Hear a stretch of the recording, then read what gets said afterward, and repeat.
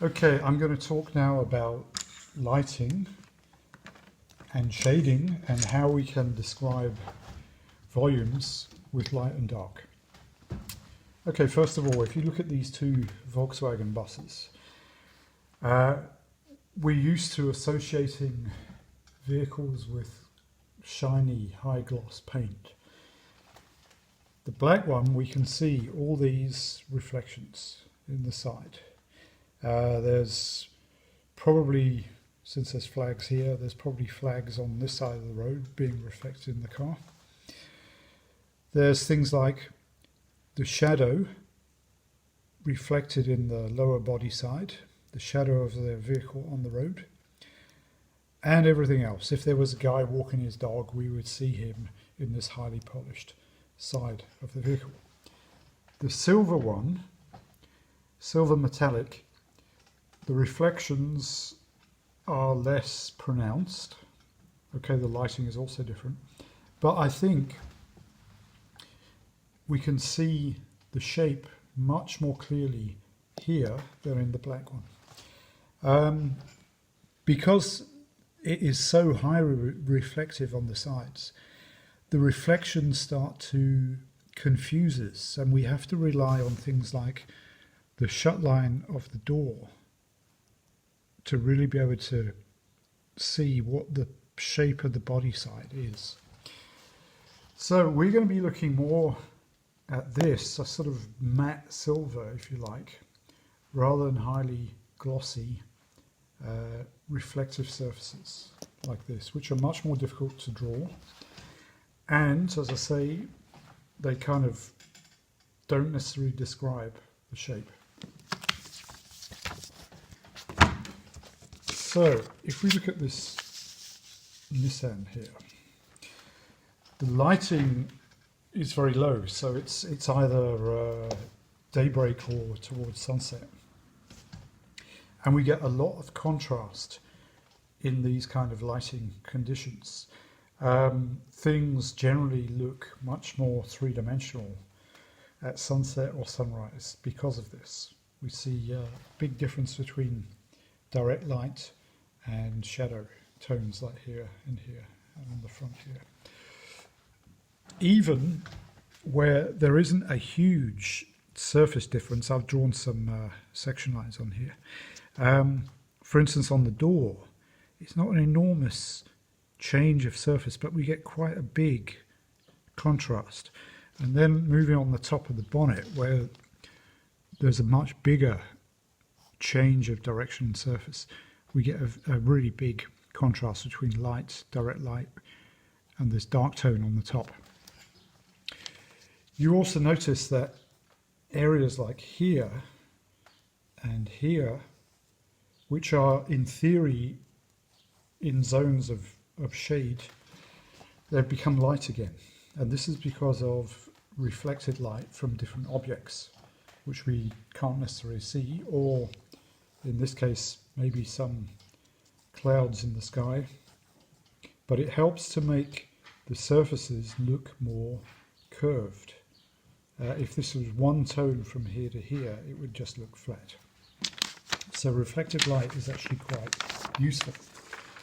Now, if we take those kind of lighting conditions and apply them to a very simple object, such as a cube, a common kind of lighting might be something like this, with the light falling at 45 degrees on an object. But the problem is then this surface and this one are quite equally lit. There will be some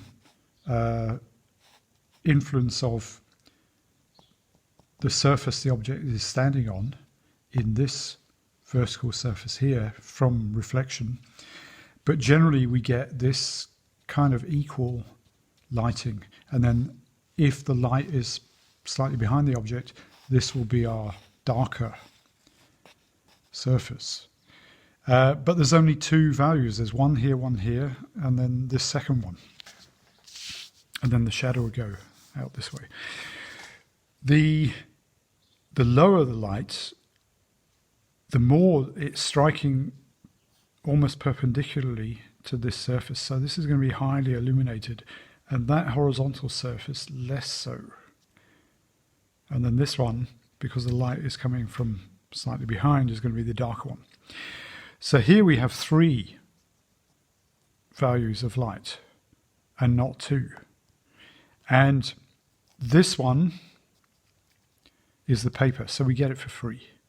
So if you apply that to a proportion like the bus you're going to be drawing, if this surface is the biggest, you get it for free. And you're just describing the volume with this, the front, and the roof, and the shadow. Now the shadow is quite useful because especially in this area, we can see what's happening. The shadow itself, the lower the light, the longer it will be. It could be massively long. But we want to draw the objects and not the shadow. So the shadow is secondary. I don't think you should become too obsessed with what the shadow is doing. The direction should be obviously opposite the light source. But I wouldn't get too concerned about exactly what the shadow is, because as I say, it could be massive. It could be going well off the page, and you can just cut it off. It should be the right direction. It should be more or less convincing. I mean, I've seen some people, they'll draw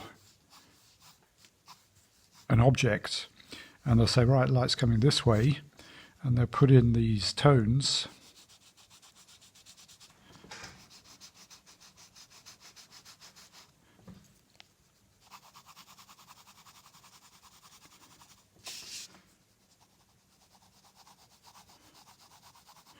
And then they'll put the shadow doing this. It's really quite bizarre, you know. So this I never really understood. But anyway.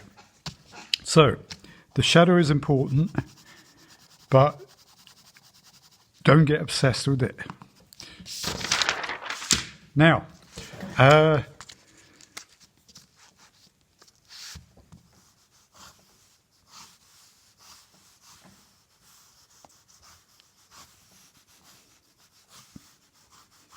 what you should try and do is, with your shading,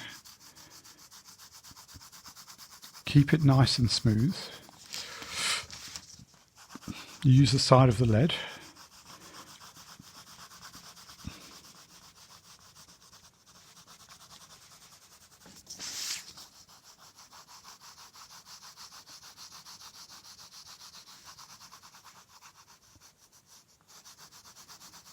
And just practice with a few very simple cube shapes. Now, if you're using a pad, you're getting towards the end,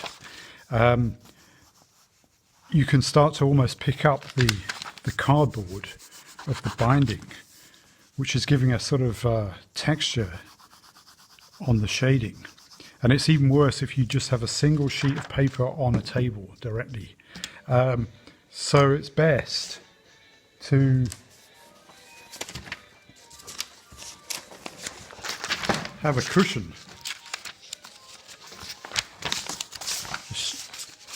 or some magazines or something underneath to cushion this. It's even worse if you've got a scratch on the table or something, or a piece of eraser, and then it becomes a problem. You're picking out every detail up. Initially,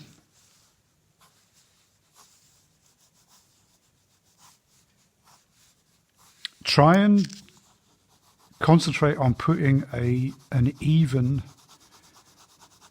tone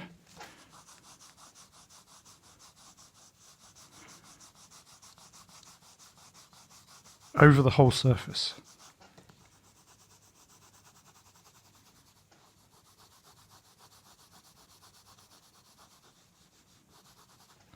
Okay, some people kind of get the idea that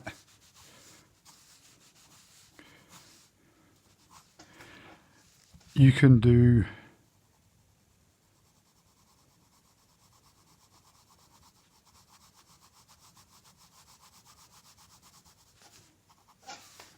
something like this.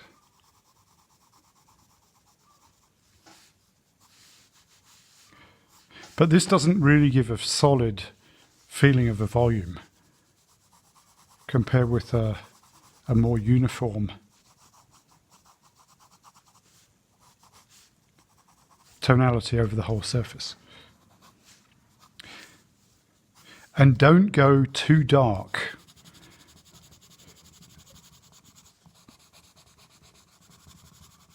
Too soon, because if it is too dark, that's it. It's it doesn't work. You know, start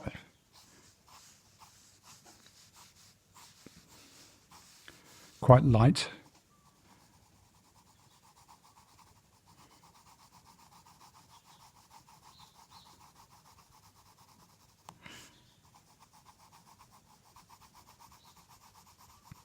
You can always make it darker if you need to. So it's best to start off with a light touch.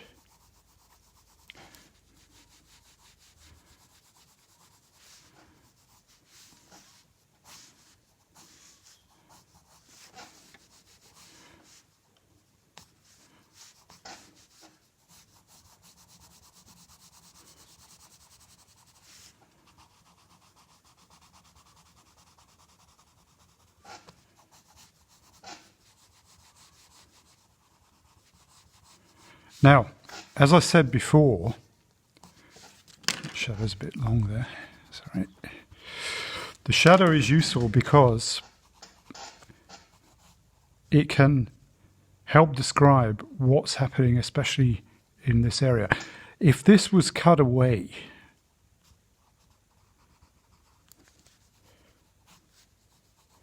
in some way, so if there was a notch cut out of this shape here, you could help describe that with the shadow. Or if it was curved here,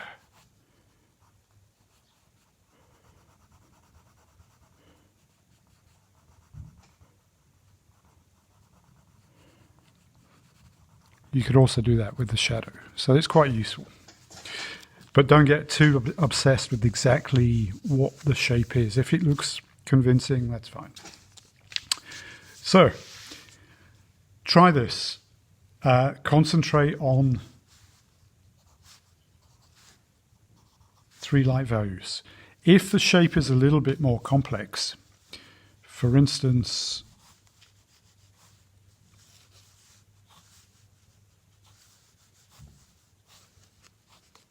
if it's like this, then the vertical part of here will be the same as this one, or this one.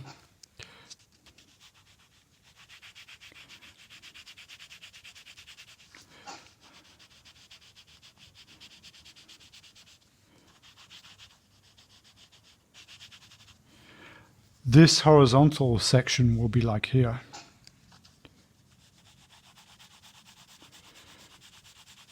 And then it will fade in to that.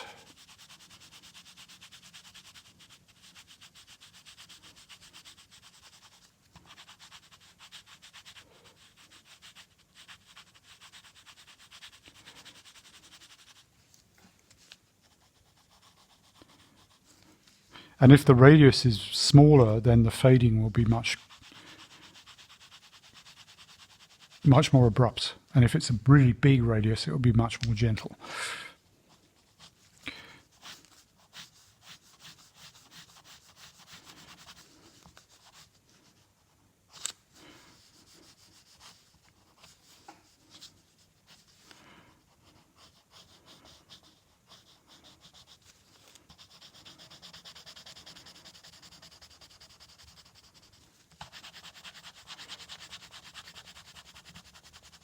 And again, the shadow you can use to describe that contour. Maybe take a bit off there.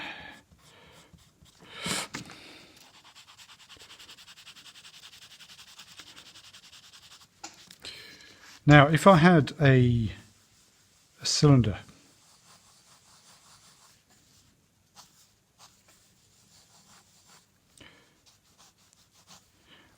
under the same lighting conditions. The top surface being horizontal and flat is going to be like this. And then there's going to be a vertical section which is orientated a bit like here.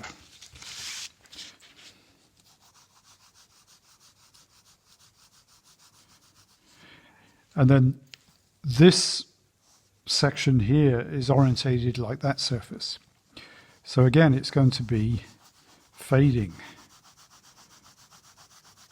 into the light.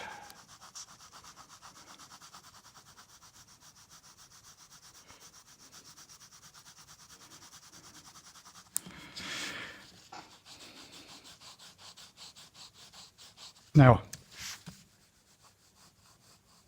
here, if I make it dark up to the edge,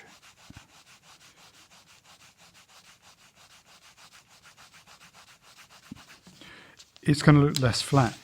Sorry, more flat.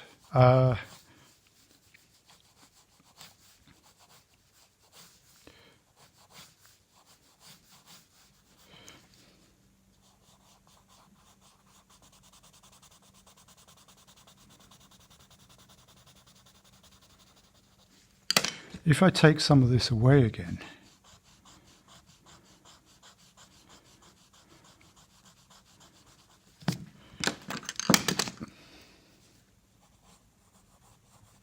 so here we have some reflected light. It gives more of a feeling of a volume. Now, photographers use screens a lot. So they might put a reflective device behind the object, which when the photograph is cropped, we can't see this. And because this big white screen has the same lighting condition as the object, some light is reflected back, and that's why we get this effect. And it helps, as I say, to give a sense of the volume.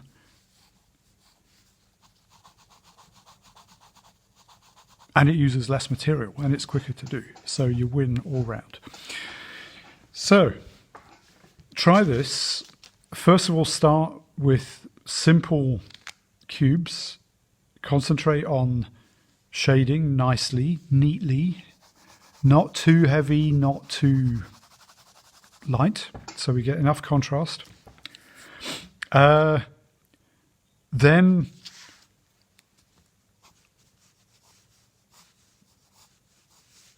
try some simple shapes like this and this, cylinders.